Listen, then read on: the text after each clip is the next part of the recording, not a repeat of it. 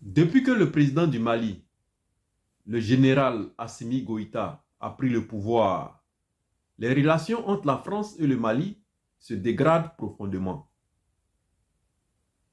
La publication, le vendredi dernier, d'avertissements simultanés de la France, des États-Unis et du Royaume-Uni demandant à leurs ressortissants de quitter le Mali immédiatement, cache beaucoup de choses sur les véritables intentions de ces pays-là. Officiellement, il s'agirait d'une simple mesure de précaution pour leurs ressortissants face à une situation sécuritaire au Mali qu'ils jugent fragile. Mais en réalité, c'est une stratégie de déstabilisation cachée du Mali qui a été mise en place par Macron et ses alliés. C'est une stratégie voilée pour créer la panique au Mali. C'est une stratégie déguisée pour créer le désordre au Mali et se blanchir en même temps. Le fait de demander à leurs ressortissants de quitter le Mali immédiatement, pour eux, ça veut dire qu'ils n'ont rien à voir dans cette histoire. Ils n'ont rien à voir dans la montée des violences, notamment l'attaque qui aurait coûté la vie à 14 personnes au Mali. Cette montée de violence, des terreaux, je vais utiliser le mot malfaiteur pour parler des terreaux. Cette montée de violence des malfaiteurs est présentée comme justification de cette décision. C'est présenté comme justification de ce retrait coordonné. Pourtant, cette montée de violence des malfaiteurs n'a pas surgi par hasard. Il y a l'influence de la France et ses alliés en complicité avec ces malfaiteurs et en sollicitant la Côte d'Ivoire, le pays de transit, qui laisse ces malfaiteurs utiliser son territoire pour pouvoir attaquer un pays frère. C'est la France qui finance ces malfaiteurs-là. C'est la France qui donne des armes à ces malfaiteurs-là. C'est Macron et ses alliés qui font des plans d'attaque pour ces malfaiteurs-là. En demandant à leurs ressortissants de quitter le Mali immédiatement, ils veulent se présenter comme innocents auprès de leur population, en complicité avec leurs propres médias. Leurs médias relient ces informations pour alimenter l'instabilité au Mali, au lieu de créer un climat d'apaisement.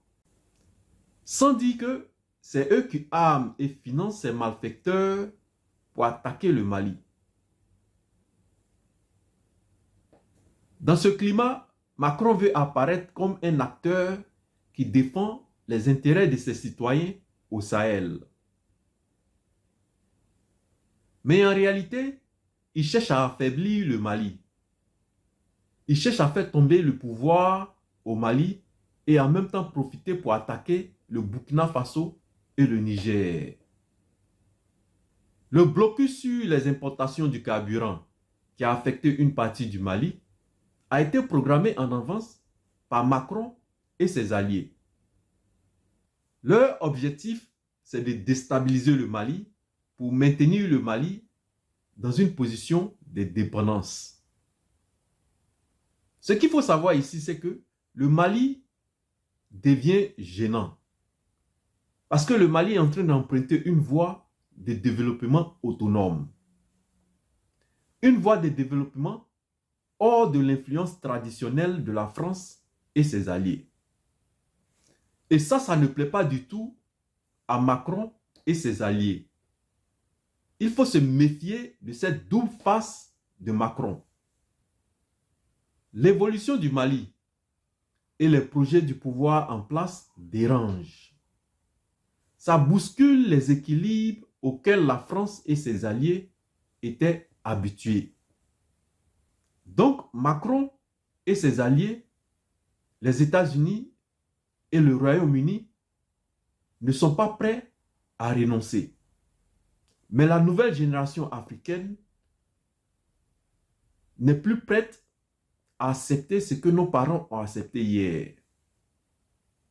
La nouvelle génération africaine ne peut pas accepter qu'on touche à la souveraineté du Mali, à la dignité du Mali et au droit fondamental du peuple malien de décider de son propre avenir sans pression extérieure. Et c'est dans ce contexte que la vigilance du pouvoir en place au Mali devient essentielle. La nouvelle génération africaine refuse de rester spectateur des manipulations et de la désinformation concernant directement les pays du Sahel. Le Mali a trop souvent été un terrain d'enjeux internationaux. La nouvelle génération africaine revendique désormais d'être acteur de sa propre histoire en éveillant les consciences de nos populations. Vive le Mali! Vive le président du Mali, le général Assimi Goïta! Vive le Burkina Faso! Vive le président du Burkina Faso, le capitaine Ibrahim Traoré! Vive le Niger! Et vive aussi le président du Niger! Comme d'habitude, likez, partagez et abonnez-vous et on se revoit dans la prochaine vidéo.